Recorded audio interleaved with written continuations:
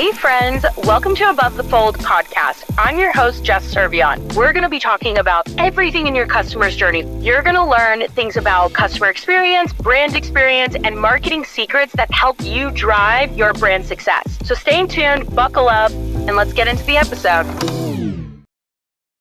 Welcome back to another episode. This week, I am super stoked because I have brought Jai Patel, founder of JUV, which is a really amazing at-home juice company. He's going to tell you more about it.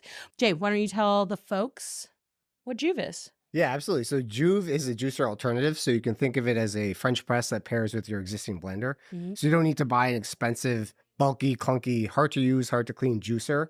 Use the existing blender you use to make smoothies, soups, or whatever you use it for. Chop up a bunch of veggies, toss in there, blend it up. And like a French press separates coffee from coffee grinds, this will separate the pulp from the juice.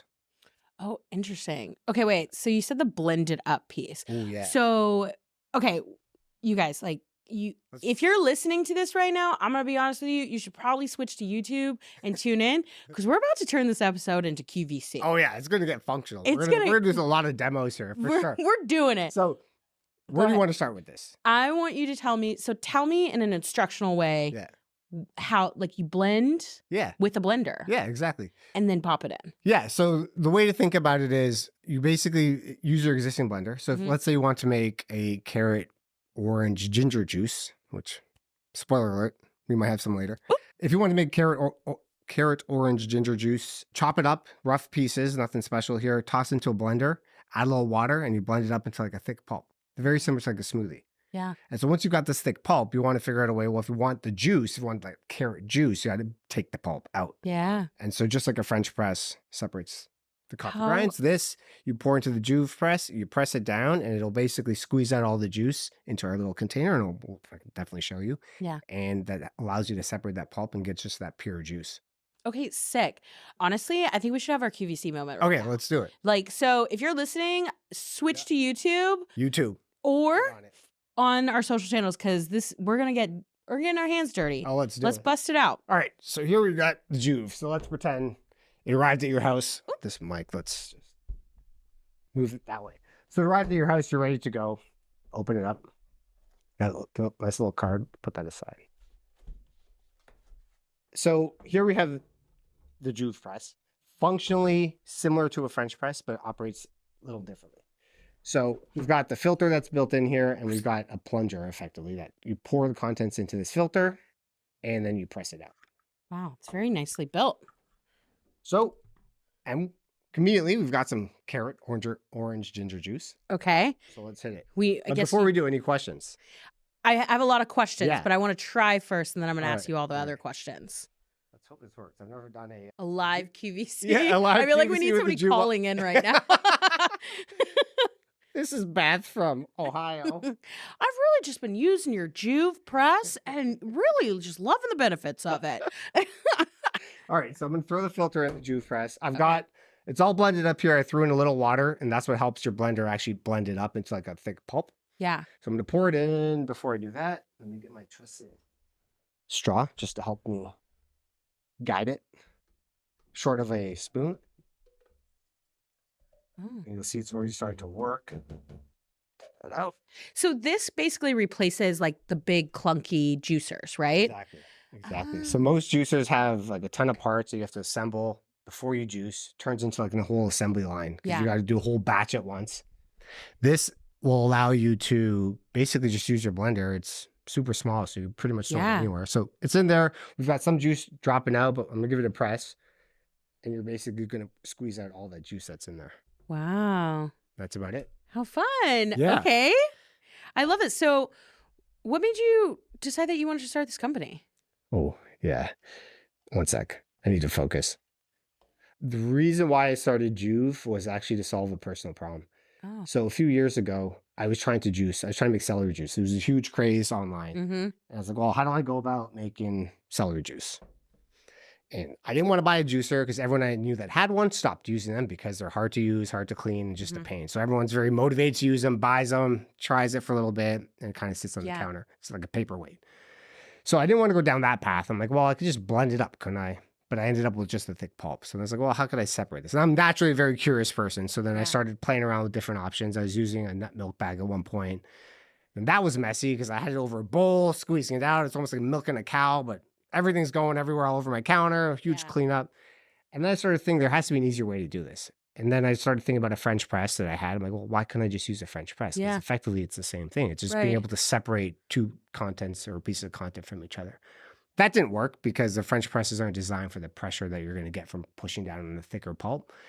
And that's how I started going down the path of, well, how do I solve my personal problem here of being able to juice without wanting a juicer? Yeah. Because I know myself and I'm going to give it up real quick because at some point I'm going to get so frustrated. I think that's like really interesting. Okay, so I love juice, right? We love juice. Juice is like a big market. LA, any major city, everybody like loves buying juice. But then it's like the Hailey Bieber smoothies at Erewhon, right? Like they're like $20 for a cup of it. And so then people then are like, oh, well, I'll save money, go home and get a juicer, but then you don't fucking use it anymore. Yeah, exactly. Like I have a juicer literally above my refrigerator that's just sitting there because I'm just like, I'll never use it. How long have you had it for? Oh, remember I told you I move a lot? Yeah. This thing has moved with me at least 10 apartments. Okay, how many apartments have you used it in? Probably like 2. Okay. Yeah, I mean, that's probably an exaggeration. Sure. I'm sure there's a couple more, but like I literally just pack it up, put it away because every time I want to juice,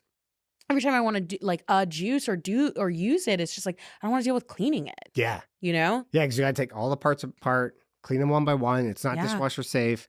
So I like to think of it as like it's literally like an assembly line. Yeah. And you need to dedicate a bunch of time, get all your veggies out, set up the assembly line, go through the process. Yeah. I'm trying to avoid that. Yeah. And this, I think, comes back to also solving another personal problem, which is I get overwhelmed really quickly. Yeah. And once I do, I stop doing something. Yeah. So I get motivated very quickly too. So it's like, I want to be healthy or I want to go do this sport. Yeah. It's kind of like, if you wanted to get into like hockey, before you go buy all the gear, probably makes sense to try it out. Yeah. Like maybe just buy a stick and a puck. Yeah. Shoot it around a little bit. See how you do. I'm not like that. I'll go buy all the things. Yeah, that's how I am. I'm like, I'll take all the things, please, for $1,000. Yeah. Logically, it doesn't make sense. No. But I think, it's something I knew about myself too. And I knew I wasn't going to be able to keep juicing and keep up a habit. And so I wanted something that's simple for me, uses a tool I already own, the blender. Yeah. And that's something that's dishwasher safe and I can just keep on the countertop and whip the juice together. What were you doing before JUV? Ooh, exciting. I know. Let's try this juice real quick. I love the ginger. Yeah. Oh, you could taste it? I smell it a little bit. I usually put too much ginger and it's like really spicy. This time I dialed it down a bit. I wasn't sure how it'd be, but I'm glad you could taste a little bit of it. No, I love ginger. I love juice. Lovely. So, okay, tell me what were you doing before JUV? Yeah, so before JUV, I'm basically a former CPA. I worked at the Big Four. Then I worked in tech and high growth companies, helping scale back office finance operations. So automation, process improvement. So how do we do more with less as the company grows? And then went from that to, hey, like I've always known I want to do my own business. And I was exploring what ideas I had. And at the same time, I was trying to make that celery juice. And I was like, well, why don't I just see if this thing has legs at where it goes? Yeah. Yeah. So what was like, I'm always interested by like founder stories and like in talking about it because I think that like they're really interesting, of course, because everybody has like a different pathway of like how they started to do something. Sure. But what I'm always really curious about is what was your first action you took to build? So like you have the idea, but then what do you do with that idea? Like how do you go and manufacture it? So I think there was a critical step actually in between that, from the idea to manufacturing. The first thing was just, can I make this myself with tools I have at my disposal? Right. So I started with the French press. I'm like, can this solve it? It couldn't. So then I think I went to like the hardware store and tried to buy some parts to like build my own sort of contraption that'd be able to squeeze it together. Yeah. That didn't work. And at that point, that's when I realized, hey, I needed a little more expertise than what I'm able to like just hack together from the hardware store. So that's when I involved a industrial engineer to help me come up with the concept. So I gave him direction in terms of my vision of what I wanted to look like, the experience I wanted people to have. They came up with several iterations. Some were like wacky, like big and bulky. And I'm like, that's not going to fly because that's everything I don't want it to be. And I won't even use it. So if I'm not going to use it, who's going to buy it? Yeah. Like I can't expect other people to buy Yeah. it. And so we went through several iterations and finally we came up with a concept that we thought was pretty solid. We built, or the industrial engineer then built the 3D model. Once you had the 3D CAD model, took that, started working with a sourcing agent to help me find manufacturers to get it manufactured. Interesting. Man. Yeah. It's always so interesting, like the entrepreneurial life. Yeah. Like I want to start a brand. Yeah. And I've always worked on the brand side, but I like don't even know where to begin. Yeah. Now my DMs are gonna be like filled. The other day I was like posted on Twitter. I was like, "Oh, I need help with a website," and like all of a sudden I started getting pinged. All like even Squarespace. Like I didn't even tag Squarespace in this comment. I literally just said, "Does anybody have like need or can anybody help me with a Squarespace site?" Yeah. And didn't tag them or anything. Within 5 minutes, Squarespace was like, "Hey, if you go here, you can get a designer." I was like, wow, your listening tool was straight like working that day. And then I've gotten like DMs anyway. So my point is like, I'm gonna look straight at the camera. I am looking to start a brand, but please don't jump into my DMs. I'll come to you, okay? I promise. Anyway. So yeah, there was a lot to learn like in this process because I came from finance background, working in tech, and so I understood like tech tools and growth tools and stuff like that. But thinking about how to go into manufacturing, a physical product is very different than software I was working with before. And so it was definitely a lot of like a big learning curve, a lot of like Reddit and Googling, a lot of conversations with people, and just trying to figure out like what arena am I even playing in at this point? Because right now it was just a complete open-ended world. And I slowly started narrowing it down to like, okay, here's the direction I need to go. I need to find an industrial engineer. I need to figure out a manufacturer, get a CAD model, and start kind of going that direction. That helped me frame the sort of direction and path I think I need to take. Yeah. So, okay, you solved a personal problem. You had the moment, right? Yeah. Did you do any like sort of like consumer research, like start building Zero. your customer personas? Zero. Interesting. Well, the customer personas, no. Even when I built them, it was kind of more, I was just thinking like, who's going to be using this? And I started thinking about myself. Mm-hmm. And that's how I kind of formulated my customer personas from there. Mm-hmm. But when I first started, it was more, I want to solve my problem. Yeah. And this might be a complete sunk cost. I might sink thousands of dollars into building a product that I'm going to have one customer. And that's okay. Problem solved. Yeah, exactly. One problem solved, but it keeps me healthy and something that I can keep doing. And I was fine with that. And lo and behold, it kind of took off, and we have a great response from our customer base, and people love it. They love the simplicity. They love just how it's a different way of approaching an old problem, if you will. Yeah, no, I think it's really cool.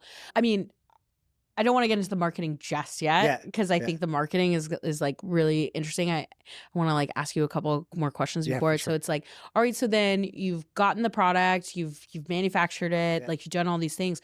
What was your next step? Like build a Shopify store? Like go Squarespace? Yep. So I think as I was working on manufacturing the product, because that takes a long time. I mean, again, unlike software that you could iterate and start with an MVP and start doing different iterations, ship it overnight or whenever, manufacturing is very different. You have to get all the specs down before you actually make what's called the tooling, which is the molds to make the product. Because once you make the molds, it's very hard to change them.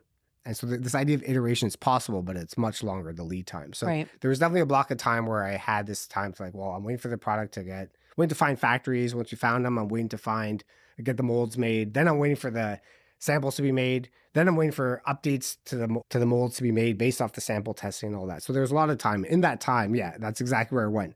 Building a website, creating a social media page. But I also didn't have much I could post on social media because I basically had a 3D printed sample. Right. And so when I started, I was posting a little bit, but I also kind of wanted to save the moment for like the big bang of like, hey, we got this product and I want to put it out there. Yeah. How did you come up with your branding? Oh, which part of the branding? Oh, I know. Branding stories are always so interesting because it's like you could have this fucking great idea. Yeah. This beautiful idea. And then you see it on visually and then you're like, not my idea anymore. Change this, do this. Yeah. So tell me the first part. Yeah. So I think there's actually a couple anecdotes. I want to get anecdotes.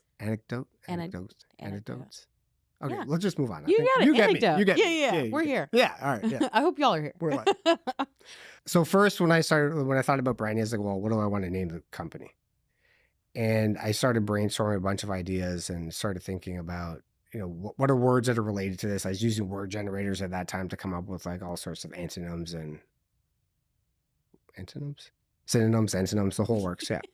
And I started thinking about like rejuvenate. I like this idea of rejuvenating because I was drinking juice to help rejuvenate my own body. Yeah. And then the problem was that's too long. At least for me. I didn't want a company name that was rejuvenate. Rejuvenate. So we ended up with JUV. Yeah. And it gets better. Ooh. Remember how I said I'm the type of person to go all in and then to get too overwhelmed and not do it? So part of the branding, I wanted to make sure that the message we were putting out to customers was one that was rooted in simplicity. And so I started thinking about this, like, well, how do we get to that point? And a lot of that was around, well, a concept that really stuck with me was the power of 3. And so doing things in 3s. So then I started thinking about, well, that's great because if I can simplify things down to 3s, a 3-step process, 3-ingredient recipes, and now it makes it even easier to do the thing that I'm trying to make simple for myself and other people. And so when I think about branding, it's now we got this name JUV, also 3 letters. Yeah. We have our signature, like 3-step process, your blender, our press, no mess. Yeah. Blend, press, juice. And then we also like to push out 3-ingredient recipes because I'm also a big fan of, and this is inspired by cooking, actually. I like to cook. Yeah. I get tremendously overwhelmed when I look up recipes. Yeah. There's 1,000 steps. You need 18 different ingredients, half of which you'll never use on whatever else you're making this week. And some of them don't really matter, some do. But when it comes to juice, personally, I feel any juice tastes great. Whether it's orange on its own, whether it's orange carrots with spinach, it all tastes great. Yeah. And so why do we have to have like a recipe where it's like you need these 18 things to go into this juice because you're trying to achieve nirvana to your gut or whatever? It's like, to me, it doesn't matter. So I was like, how can we simplify this down to just come up with an easy way to think about this? And it's 3-ingredient recipes. Yeah. Pick a base, pick a leaf, and pick a sweetener. Okay. What was the sweetener in the juice? Orange. Oh, okay. We didn't even get there. I'm so sorry, Eric, my QVC audience. We're like carrot and ginger. Call it a day. Yeah, so we did carrot, ginger, orange. Okay. Yeah, because I did notice it was pretty sweet. And I was like, oh, it doesn't really taste like carrot. Yeah. Well, you get some of the sweetness from the carrot. Carrots are actually a little sweet, but the orange also gives a little boost to extra. it. Yeah, exactly. Okay, fun. I love that. Okay, well, to be honest with you, I want to flip to how you even acquire your customer. Oh, let's do it. Because this, my friends, I think is really interesting. And especially when we talk about like organic building, JUV, well, you tell the story. Like, tell me about how did you acquire your first customer? Let's start there. So I was going to ask you, back then or now? So our first customer, social media. Like I was just posting on Instagram. This was before TikTok kind of took off, just before the pandemic. So I was just posting on Instagram and we got some people like seeing our content saying, hey, this is interesting. And this was all organic. Really. Yeah. I mean, it's very slow at the start because also this was before video was a thing. So it was all photos. So I'm taking photos in my, like at the time, my New York kitchen and it was like tiny. The lighting wasn't good. And so that was obviously challenging in and of itself, but there's nothing just organic content to start. And then what did it feel like when getting your first order? And who was that first customer? I'm not going to say their name. Yeah. But customer one. PII stuff. I get it. Yeah. Customer, I'm very embarrassed to say this. I think I need to go back and reach out to some of our customers. And it's because we've had some changes since they first purchased too, to like our product. We've iterated over time. Yeah. I think it'd be great to re-engage with them. But my feeling when I forgot that first order on Shopify was just incredible. It's like, oh, I've got a sale. Like, this is amazing. Your label. Yeah, exactly. And yeah, just seeing the notifications. At one point, it was like nice to kind of like sleep with one eye open, seeing if I'm getting like the dings through Shopify coming through. Yeah. And at some point, it got annoying, but but it was really exciting in the beginning, right? Yeah, at first it was really exciting. Cool.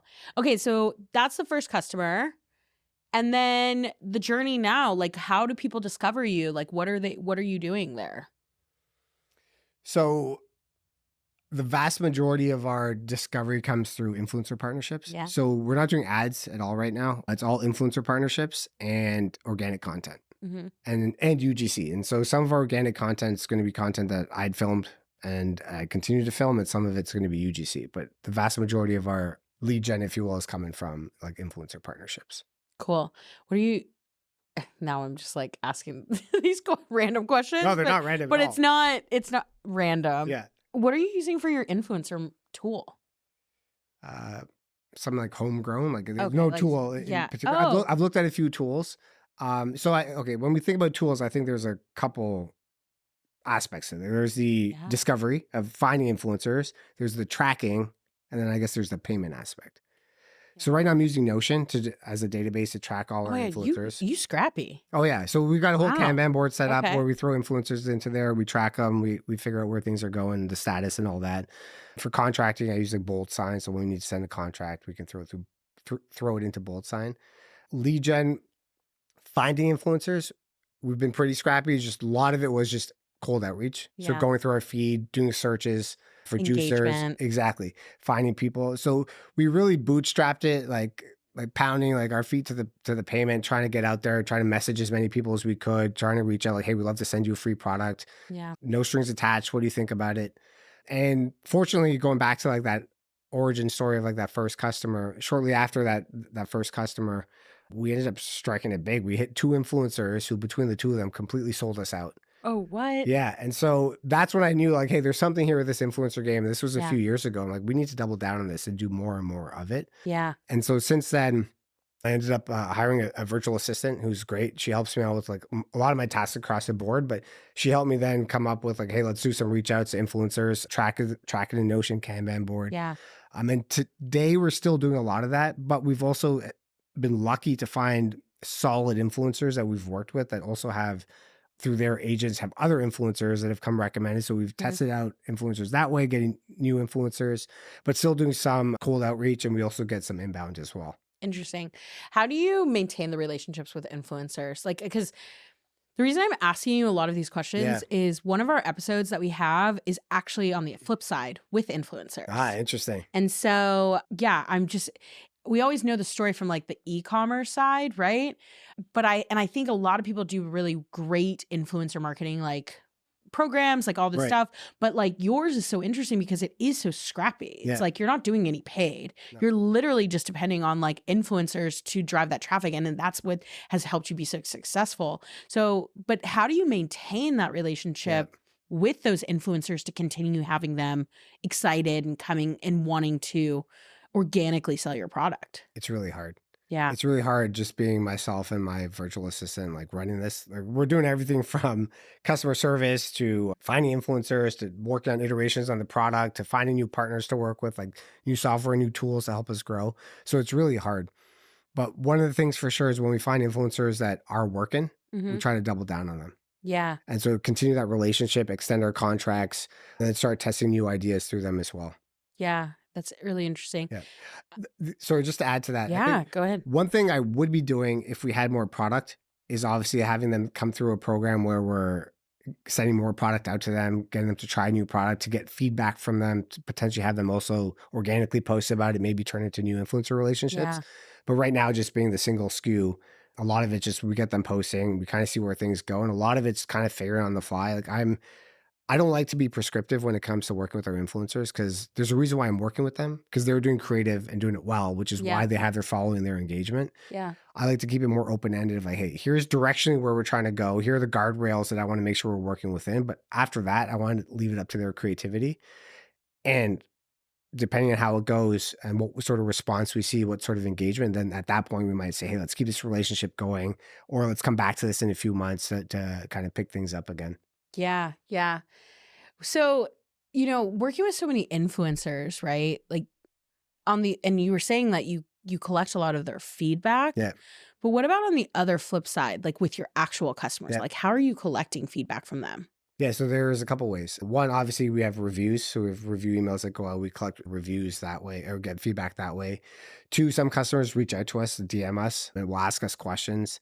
3, sometimes we do reach out to customers as well. So one of the things I like to do, which kind of ties into retention, is once a customer posts, I like to reach out to them Oh, directly nice. and just check in with them. Like, hey, how's it going? Like, what'd you make? That looked awesome. What are you making next? And just kind of feel them out. Just see like where they're at with their journey in terms of being healthy, their journey in terms of working with JUV, and just kind of see how that goes. And recently we've launched a new UGC program. And so depending on how they are and whether they're up to it, inviting them into a UGC program where we pay for videos. Yeah. Yeah, which is awesome. I think when you're scrappy, rewarding that Yeah. UGC, especially even if it's like you don't even have the bandwidth to Yeah. do it in like the manner that you're doing it, Yeah. even just asking for reviews and getting those like for the review channel and then asking for like videos and photos, even there Yeah. can be the first step of like gathering UGC. 100%. I will say, and the one thing that I think I'm quite surprised by is how excited people are when I offer them to join the UGC program. Mm. Because if someone offered me, I'd be like, I'm okay. I don't have to post, and even if it was for a product, Because that's you though. right, Yeah. right, exactly, right. So everyone's different, absolutely. But I've been quite surprised by the response. I'm like, hey, would you guys like to start making content for us and join this program? We offer rewards, and everyone's like ecstatic, yes, like double exclamation mark. And I'm quite impressed by the response we've had so far. And it's definitely something we're going to continue expanding out. Yeah. Yeah. I think doubling down there, especially like in those beginning stages. I have a question that I ask a lot of like founders. Hit me. What's your thoughts about the founder story? Do you Ooh. think it's valuable? I mean, I think it is valuable, of course, right? But like not every founder wants to be out in the public. Not every founder wants to be like, I'm Jay. This is my juicer. Like what's your take on it? I'll answer that first by asking a rhetorical question. Yeah. Would you rather buy from big multinational corporation, or would you rather buy from an individual person? Individual. But I also work in e-commerce. Right. Fair. But I think that's true for a lot of people, because you build that emotional connection with people, right? So if you're buying from that person, Jay, yourself, Jess, like people can feel that so your energy in terms of like, oh, I know that person. I know who made this product. I feel like I know them. I feel like some of them feel comfortable asking questions, giving feedback. Very different than going to your big box retailer, buying something, and the only interaction you have with them is their automated canned response customer service team. Right. And so I think to the extent there is a founder story, personally, I think it's a great way to help get your brand out there, especially if you're in an industry where your product's effectively a commodity. Yeah. And I don't mean to pick on any one industry, but let's use like drinks for an example. Yeah. Right? You can buy any type of caffeinated drink or any type of like soda. So then what makes one different than the other? Well, how do you stand out amongst the crowd? Right. I mean, it's branding, or it's founder story, or like influencer, UGC, like all these channels, right? Yep.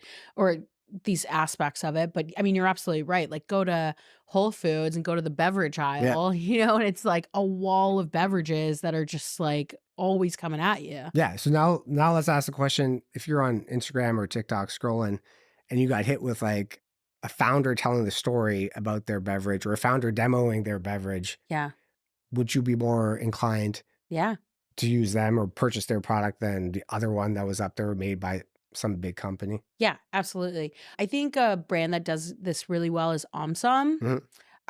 Do you know Omsom? I'm not familiar with them, but it sounds familiar. But I was thinking about actually a different company. Yeah, you're thinking of Fly by Jink, maybe. No. I'm just like making stuff. I was thinking about a ramen company, but it's very different. Emmy? Yeah, Emmy. Yeah, I was thinking. Okay, Emmy, yeah. All of these, some Emmy, Fly by Jing, even like When Coffee, like all of these are really like, these are all actually like some of my favorite brands that do that founder story really amazingly online. But I said Omsom, but even like Fly by Jing, right? Like I think they have really great packaging. Yeah. So when you see them on shelf, they like stand out and like, a sea of other sauces happening, right? But really it's like when you go online, it's like you're seeing the behind the scenes story of like who they are. And like I'm more likely to buy from them than like, I don't know, I can't think of the other one, the other soy sauce company that like produces a lot of Asian foods, but I'm more likely to buy from like Omsom or Fly by Jing or like Emmy or any of these, because they do like really that great founder story. So yeah, and I think there's so much to be said about how much you can learn from the founder story, because it's In a way, it's like, actually, I just thought of this. In a way, it's almost like a miniature version of like a Shark Tank episode, Yeah. right? Because you're hearing behind the scenes of what's going on, what they're thinking about, what they're working on. You're seeing their homes, and I think it's a lot more relatable for sure. Yeah. Yeah. Like customers want to relate to you. Yeah, And I think that's why the influencer marketing and the UGC yeah, piece of it like does so well, because you're not seeing these like overly yeah, curated fucking ads yeah, on Super Bowl. yeah, You know what I mean? Like you're seeing organic and homegrown on like your Instagram or your yeah, TikTok feed. yeah. And I think TikTok changed a lot of that when they Yes. brought video mainstream, but also into people's homes during the pandemic too, where that also there wasn't many places to go, so people were at home feeling more comfortable to share around their homes, and that's also created more of a personal effect. Yeah, absolutely. So switching gears, but actually on the same area. Tell me about Juve's community, Yeah. right? Like, how do you, with having influencers and UGC, like, how do you balance between maybe somebody who might not speak to your community very well, and then on the other side of it, how do you also like just, I wouldn't say protect, but yeah, actually like a little bit of like protect too. Yeah. So when I think about our community, I think about it more from the standpoint of, at least right now, from like UGC content. So what are people putting out there about our brand and tagging us in it? Obviously, community could go beyond this to like Slack groups or Facebook groups of Yeah. like sharing recipes and stuff. We don't do that right now. We try to share organically through social media. Mm-hmm. But I think this is a tough one because I think from one standpoint, as a brand owner, you obviously want your brand to be perceived in a certain way. Right. But the reality is, people are going to do what people want to do. Right. If they feel compelled to go in one direction or another, they're going to do it. And so I recognize that's going to happen. We're going to have people that love us. We're going to have people that hate us. And that's true with any brand. Yeah. Sometimes it's hard to recognize that because emotionally it's my company and You're someone like, says dang, something. Karen. Yeah. So sometimes I have to kind of step away and like let my VA take care of it. But Yeah. just to remove my emotional sort of response. But I don't necessarily try to drive community in terms of like what to post and very similar to how we work with influencers, because I want to come Yeah. more organically and be more authentic. So Mhm. if someone truly hates it, like let them post, let them say what they don't like about it. Because if I were on the other side trying to buy, I'd want to see both arguments or both opinions and understand and then make that decision myself of, hey, could this work for me or not? Right. But through our UGC program and even stuff we like to repost, of course, we like to repost other people's creations if they've got Mhm. cool recipes or different way of doing things. So just showing them using Juve in their daily life. Yeah. Yeah. I think that's obviously, again, it goes back to like user generated content, right? That's like, it's so important to like create that. And I don't always think that communities have to live on like Facebook groups. Yeah. You know, I mean, I think it's really important. And I think like a lot of brands do that. But I think it's recognizing that you can still have engagement on Instagram. Yeah. TikTok's a little bit hard, Yeah. of course, but like in other channels, and you can still create that sense of Yeah. community where it, like you don't have to have a forum. 100%. That's really what it is. It's not just 100%. Facebook. It's like the Slack. It's Facebook or like Reddit or whatever it is. You know. Just to add to that, I think something that again amazes me, because I guess I'm not that way and recognize that everyone's different. I think a lot of people aren't afraid to comment, whether Yeah. positively or negatively. Yeah. And so I think in a way, like that comment section of your post becomes like a community. And I've noticed too, people do look through comments and sometimes will reply to a comment from months ago or tack onto a comment of something that someone else said. Yeah. Yeah. I think so. I've done a lot of like community management in my past, like that's like fallen under like CX under my house, both on like the B2B side and also D2C. Mhm. And every time I like, you know, train a new member of a team or talking about community, and whenever I'm trying to like teach somebody how to engage, I'm actually telling them to go back in the past and like find comments that haven't been touched. Yeah. Because I think that that's one, it's like a little bit of a hack too of like how you can grow things, Yeah. right? Because then you become like maybe that thread becomes a little bit more popular course. or whatever. But I also think that it's like you change so rapidly, right? Yeah. Your consumer changes so rapidly. So if like you go back to like 8 weeks or I don't know, 6 months, right? Like the things that were important to the customers then might be completely different, right? And so it gives you a really good insight of understanding who your community is, my point, 100%. right? Like, and how that journey kind of changes. Absolutely. I mean, I think time changes everything, right? So Absolutely. product changes, customer sentiment, perception changes, how they use it might change. For example, I started the JUV to do juicing. Yeah. I was blown away when customers were like, hey, I'm using it for nut milks. Oh, Didn't even think about interesting. that. Yeah. Then other customers are like, hey, I use it even to steep my tea and coffee. I'm like, oh, this is great. So not only is it a juicer, it's like a multi-purpose device. Yeah. And then that only further adds our value. But this is stuff that I don't know and I see in the community, and seeing how how people have used it have also changed too. Yeah. And they will change. They'll continue changing. Yeah, absolutely. As trends like change. I mean, like nut milk. Yeah. Wasn't a popular thing Yeah. 10 years ago. Yeah. Okay. Like, but exactly, like they're like, oh, they see your juicer and they're like, oh shit, like I can use this for this, you know? And I think that's pretty cool. I want to switch gears a little bit and just talk about like kind of the customer experience piece of it. So like, how are you thinking? So I know we've obviously talked about like community and like influencer and UGC and like all these things, but how are you thinking about customer experience as you evolve the company? Can you give me some direction here? Yeah. Not talking about service. Yep. I'm talking about like the overall brand experience. Like what is the next thing that you're thinking about, like adding more SKUs? I see. Okay. So I think for the brand experience, 100%, it's adding more SKUs. I think, we've got people in the door buying our proprietary JUV press. So what can we do to add products to supplement their process? Whether it's chopping tools, whether it's storage tools. I think there's optionality here within the realm of what we're working on now to expand SKUs.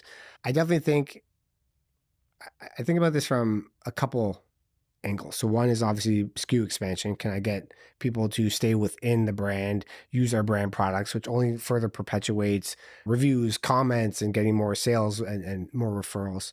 I think it's also creating content for people that's relatable and helpful. So juicing guides, recipe guides, influencer recipes, or even like, hey, recipes from like nutritionists of what's good for certain different types of ailments, or even just community recipes. And some of this stuff we do have out right now. Yeah. But I think it's continuing to use the community. Let me take a step back.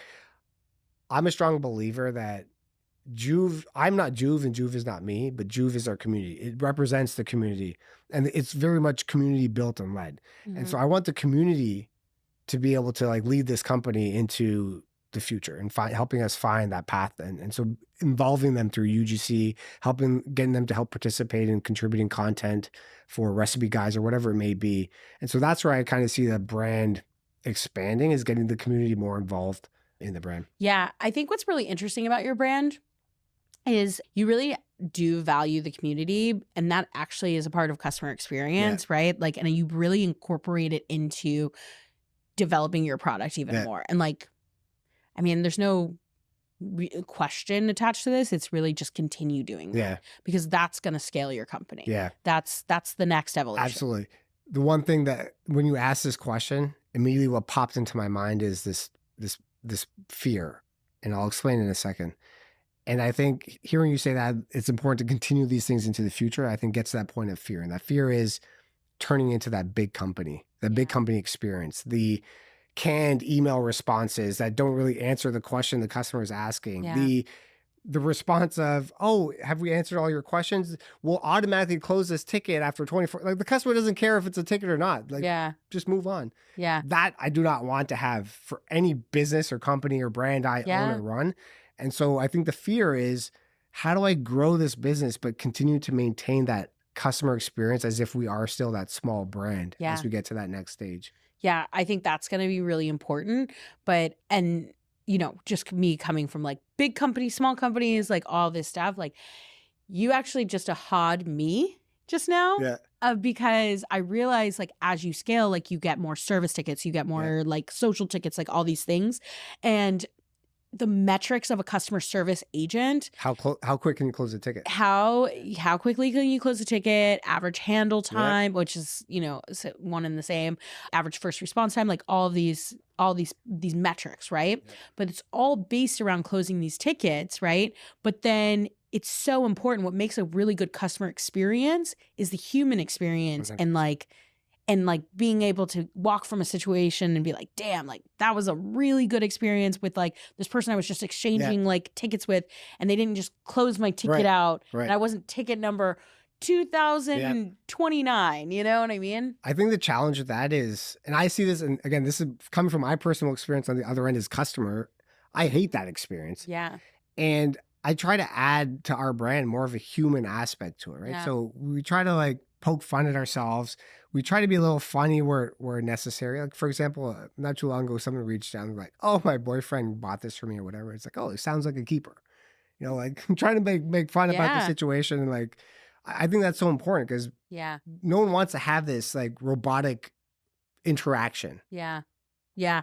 Well, it's the brand voice. Yeah. It's keeping the brand voice and keeping it fun. Right. Thank you for coming back to that, because that comes back to what I almost dropped an F-bomb. It comes back to what you were saying about like, as you scale, you have all these metrics to like just close the ticket as quick as possible. Yeah. I think it's hard to have metrics like that incentivize closing tickets, average response time, and all of that, and add that human aspect. And I think a lot of companies, personally, I feel, in my opinion only, get this wrong because they're so and that's what I noticed that when I refer to like big companies, it's that experience. Yeah. And I think the metric is misaligned if you're trying to close tickets as quick as possible, rather than focusing on building that experience and that goodwill with that customer. Because even if it's like customer reaching out with a bad experience, if you can have them leave with a positive CX experience, they could still very well recommend you to someone else. Absolutely. Or buy more. And so the cost savings of closing that ticket to move on to the next one, I don't think is worth it at the expense of the what if we're going to drive more value, more revenue down the road. Yeah. So I agree with you. And I have created a career as a CX leader, right? Like in both like support, community, marketing, like so many different areas, right? But going into just honing into the support side of it, and listen, I'm looking straight at the camera because y'all are going to come after me when I tell you this part. I actually do not care about metrics. Yeah. I really don't. I'm with you. Like if you're outsourcing a team, because like maybe you've grown so much and you have to have 100 agents, like metrics matter because you need to make sure that that third party is doing well, right? But for me, you're going to come after me for this part. I actually don't like outsourcing my customer experience team. Yeah, it's hard. And the reason is because I don't want them to be, I want to humanize that experience. I want to deflect enough tickets for them to where like they have the ability to deliver a human experience. So what I mean by that is, if somebody is asking where's my order, or very simple questions that I can answer very quickly with macros, with automations, right? Still make them fun, still make them human, but still be on the other end of it. That's going to like move those tickets out of the way for my team to then be able to actually deliver a longer time with the customer, right? And I get it. And like, it's not always the most scalable way, 100%. Like sometimes like, and I'm not saying this playbook works for everybody, okay? But what I am saying is that that's my preference. That's my preference in a CX team, is the ability to deflect as much as possible away from them. So then I can keep headcount low, keep my team very core, and be able to like answer the fun tickets, like make it more human. Quick example of that is, I feel bad because I always bring up the Feastables example, so I won't this time, I promise. Early in my startup career, I actually was running a travel support team as well as a product support team. And we were outsourcing that team. We were outsourcing most of the team because like in travel, like those tickets take a lot of human touch, right? And we were so focused on metrics all the time of like, how easily can you close it? But I'm like, if you're an exec on the road, like you want your ticket to be handled, like you want to get on that flight, or you want to get in that in your, or your flight was canceled. Like you want somebody to like humanize that, right? So I like stopped caring about those metrics. And the other thing is I started automating as much as I could. So then they had time to actually spend on those like canceled flights or hotels or whatever it is. So I don't know. I didn't want to use a Feastables example. So like, that's why I'm using that example. But my point is like, I kind of don't really care about metrics. I'm 100% with you. I mean, I think, as I said, the problem becomes the incentives get misaligned once you have these Yeah. metrics that are about closing. And I think coming back to big company, small company, this is what happens when you get to big companies. Each department has a separate P&L. That CX department's got to make the most of their resources. And so it's to close it fast so we don't have to hire more people. Yeah. That's going to hit our bottom line. And I agree. I think it's a fine line and a hard balance between how you deliver that human brand experience Yeah. exceptionally well. And it's hard to do that with not having a slim, nimble team, Yeah. because it's hard to keep it consistent Agreed. and Mhm. have that same experience no matter who is responding from the brand. Yeah, absolutely. Absolutely. This is like honestly the core of like how I try to help brands scale Yeah. is like let's empower the internal team Mhm. enough, like even on the community side, right? Even in social tickets and like Yeah. all these other places, I'm not just talking about email support. Yeah. Okay. Like let's empower the team to be able to deliver a really dope Yeah. experience, right? And by doing that, there's like all these levers you have to pull. But keeping that team small is going to keep that brand voice like so consistent Yep. and like make it just like a family. And I don't want to be like the toxic startup, like Yeah. we're a family. Like we don't want to say that. Yeah. But my point is like when you build camaraderie Right. in like smaller teams, like it just goes a long way. I think the aspect we haven't talked about is the hiring element to get to that point. Oh, that's hard. We can talk Right? about that, my Yeah, friend. but I mean, the only way you're going to build a camaraderie is if you have a good hiring practice to Yeah. then get the right people in the door. Yeah. Because I think that's like 50% or more than 50%. That's probably like 70% of it. Training is another thing, but if you're hiring the right person with like high EQ that understands human touch, it isn't so focused on my experience when I reach out to CX is this, I need to do the same thing here. It's more focused on like, hey, how can I pretend like I'm this business owner? How can I be entrepreneurial myself and Yes. think about what could I do to make this customer happy? Yeah. And make it easy for them. Yeah. I think it's really hard. Like, so, I mean, like homie to homie, right? Like, it's so hard to find those types of hires. 100%. Like to work in a startup, you have to have a particular mindset. Yeah. Like, I'm a psychopath. Like, Yeah. I love startups. Like, I mean, like, if I can see your blood vessels. I'm like, my God, I love it. I love it. I love it. I love it. I love it. And I mean, but I'm a psychopath, Yeah. right? Like I am an entrepreneur. Yeah. That's in like, no, I haven't had like all these entrepreneurs and like my parents weren't entrepreneurs or anything like Yeah. that. I love that like entrepreneurial spirit. Right. So it's like, that's why I like startups, right? But then it's what I've found in just like hiring for my teams, right? I don't really like to hire the people who are, I just came from like my corporate America job Yeah. into the startup because they have a really hard time adjusting. Yeah. And vice versa. Actually, you can't put a startup person in a corporate job. It get hard. It Could get boring because it's a very different, like the train goes a lot slower. Yeah. Yeah. And the number of tracks you could be on are very limited too. Yeah. Very limited, right? But so anyway, so like I think it's also really hard like assessing EQ. Yeah. It's also just I mean it's just hard and like but the tactical advice that I can give here, right, is finding passion. Yeah. Passion in the individual, right? Like the way I like light up about startups, look for that about somebody who is into juicing. Yeah. Because they're going to learn 100%. whatever it is that they need to learn on how to deliver a dope experience about your juicer, right? So this actually ties back to when we were talking about influencers. Yeah. I personally love to send influencers our product, no strings attached. Try it out first before we even talk about is there a potential path forward in making a deal? Yeah. Because I want to make sure that they actually love it. And I think the same applies here. When you think about CX, you want someone that uses your product or lives that lifestyle or represents the brand at home themselves and understands that in order to deliver on it too. Yeah, absolutely. I mean, I don't even think that they're different in like the types of things that they're delivering. Yeah. But it's all an experience. Even the influencer's experience with your brand is tied into brand experience. I got a hiccup from the ginger. Yeah, the ginger. It's kicked in. It's just the ginger. All right. Well, we only have like a few minutes left. And I kind of want to just like ask you a couple of questions about some like hot takes. Yeah. Right. And some advice you can give to like other founders. All right. I'll get into my Zen state. Okay. breath work. All right, let's go. Okay.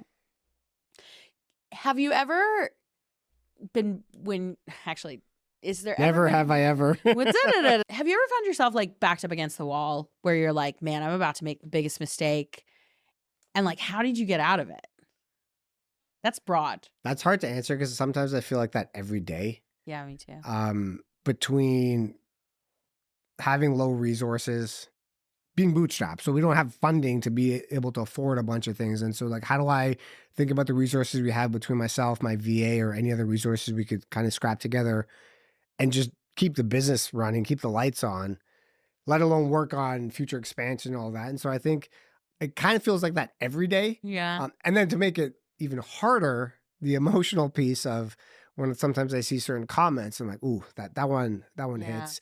And you know, a lot of times comments, and I want to take a quick side tangent. A lot of time comments, I think comments are valid, but the ones that really hurt are the ones that people think they're dealing with that big company and they think the only way to get through is if you just hammer your point home and like Yeah. try to get to the heart. Those ones hurt the most because Yeah. it's like, that's not who we I'm are. calling corporate. Yeah. Well, not even that. It's like, I can't believe a company would do something like this, blah, blah. It's like, you know, that's not who we are. Like, we're human ourselves. As much as we try to create a human brand experience, we're also human ourselves. And so it's hard to, I think, to deal with all this. So I do feel like my back is sometimes up against the wall a lot. I'm trying to think of like a particular moment. It doesn't even have to be a moment of like, what's advice that you would give yourself? Like, take yourself out of that. Yeah, remove the emotional aspect from it. I Yeah. think objectively what I would say to myself and to viewers listening, watching, I think it's taking a step back, having that Zen moment where you can remove your emotional sort of state from the situation and start thinking about priorities, like what's the most important to get done, or figure out what you need to get done, prioritize it, and then just start from the top and work your way down. Yeah. I think that's the only way through it. The reality is like, you're not going to get through everything no matter what. And so it's what's most important to work on, whether that's an emergency, a fire drill or whatever, or whether it's just your top priority of this is an initiative we need to get out. Yeah. I mean, I've got a backlog that's some stuff have been on this backlog for a long time. Yeah. For a long time. Some of it needs to be pulled up. Some of it doesn't, or in some cases doesn't get pulled up because I get distracted with other things. But the reality is we're never going to be able to get through everything. So it's figuring out, you know, when you feel like there's too much going on, just slow down, recognize you're not going to possibly get through all of it in one day, maybe not even in a week, maybe not in a month. So just come up with a prioritization, figure out some method to rank and stack rank everything you need to get done and figure out what needs to be the top priority. Yeah. Something I've been experimenting with a lot right now is just doing brain dumps at the start of the day. Like, what's everything on my mind? Get it on a piece of paper. Whether it's tasks that are unrelated or not, just get it out of my mind on a piece of paper. Yeah. Figure out what are the top 3 things I need to do. How does that correlate to our initiatives? And then just pick 3 things I'm going to do today, and that's it. Yeah. Because also I recognize everything I think is going to take 30 minutes takes 3 hours. Oh, yeah. And so if I'm doing more than 3, I'm not getting anything done. I'm getting down to the end of the day and I'm feeling worse than I felt at the start of it. And so this way it gives me more time to like dive into a problem, think about it strategically, think about it from different angles, get creative. And surprisingly, I've gotten a lot more insight doing that than trying to rush through it. And so being able to recognize I have this list, what are the 3 things I'm going to do or whatever it is, start from the top, pick one, allocate time block if you need to. Time block. Yeah. I'm just starting that. So I experiment a little bit with it. I kind of go in between and have like different, I change systems a lot, but Yeah. I don't like to be prescriptive of like 2 hours only, because sometimes it takes me 30 minutes to get into it. And then I'm just like, I'm peaking real high in creativity and making good momentum. And I'm like, I need to go beyond that. But the idea of just saying in this time, I'm only going to focus on this one idea, I think is really important. Yeah, absolutely. At least for me. Okay, last one. I want to know, what is your favorite JUV recipe? 3 ingredients, so should be an easy one. It's probably what we just had. Oh, and largely so because I almost always have carrots, ginger, and oranges at home. Yeah. And so it's just so easy to make. But mint is one of my favorite herbs. So even like a cucumber mint, lime juice. Oh, yeah. And it's great because then you can also use it to make a mocktail. Yeah. Okay. I love it. Yeah. We're going to put a recipe in the show notes. Oh, let's do it. Okay. So Jay, tell the audience where they can find you. You can find us on Instagram, TikTok at GetJuv, or on our website, getjuv.com. Great. Well, I appreciate you coming on. Yeah, thanks for having me.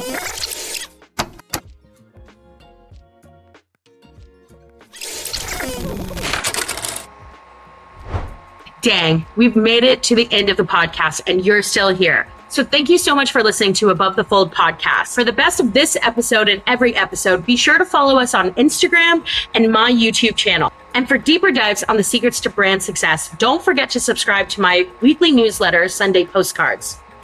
All right, my dudes and gals, see you next week.